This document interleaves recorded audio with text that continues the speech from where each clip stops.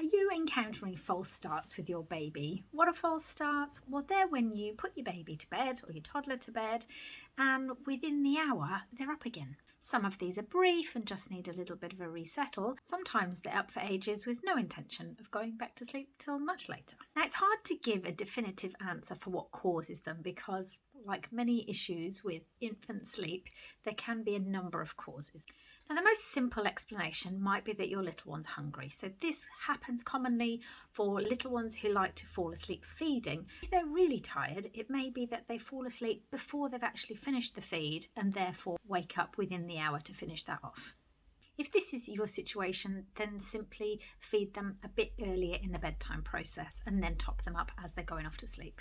False starts can also happen if your baby's a little bit stressed or if separation awareness has stepped up a gear recently. Staying nearby at sleep time or at least waiting for them to get into the second or third sleep cycle can be helpful. Now, false starts can also be caused by a baby or a toddler who has been awake for a ridiculously long time, much longer than they're comfortable. And basically what happens is they crash into sleep, and this sudden onset of sleep can alter the sleep architecture. It can cause really clunky gear changes through the different phases, and sometimes they jolt awake. If overtiredness could be the cause, what you may also see is some night terror behaviour within those first few hours of the night too.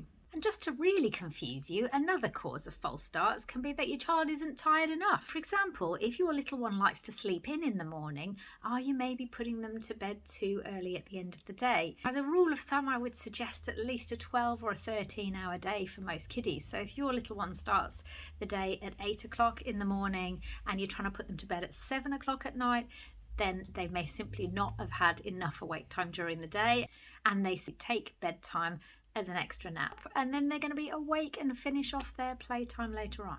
So to summarise, they could be still hungry, stressed or worried about something, so maybe there's a little bit of separation awareness occurring to them now. Perhaps they're a bit too tired and you want to think about experimenting with an earlier bedtime. Or maybe they're just not tired enough and you can either start the day earlier or push their bedtime a bit later.